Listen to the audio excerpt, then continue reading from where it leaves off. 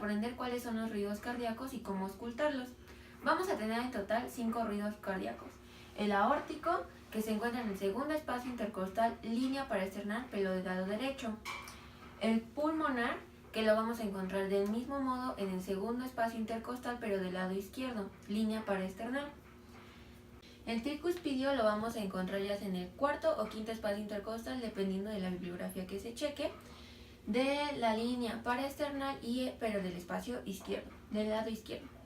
Luego vamos a tener al foco mitral. Ese foco mitral se encuentra en el quinto espacio intercostal, línea medio clavicular del lado izquierdo.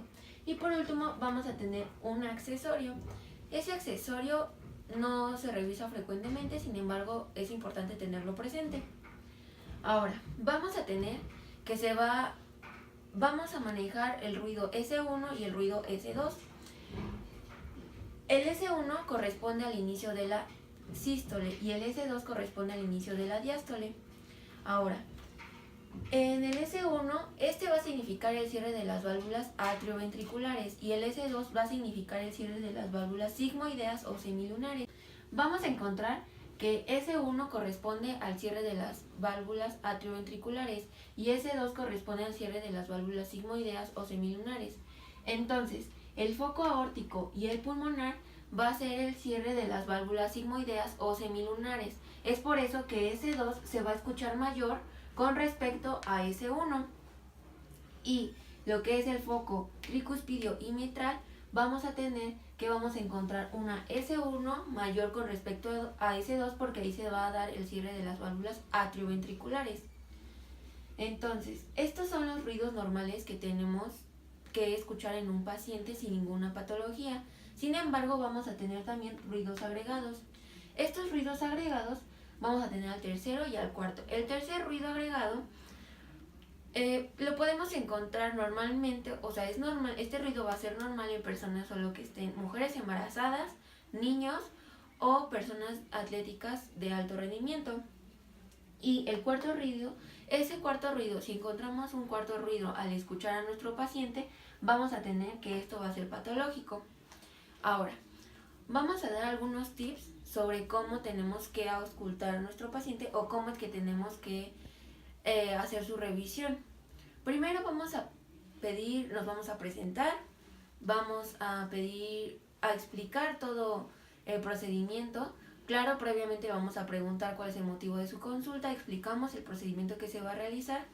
Para la toma de los focos cardíacos, es importante primero tomar la frecuencia cardíaca antes, darle los valores normales a su paciente y compararlos con los que ustedes encontraron y de este modo explicarles si tiene alguna patología o no.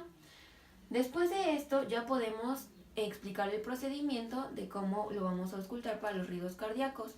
Le vamos a pedir que por favor esté bien sentado, que si es posible que se quite algo que pueda obstruirlo, ya sea una playera, una camisa, y vamos a pedir obviamente su consentimiento para tocarlo.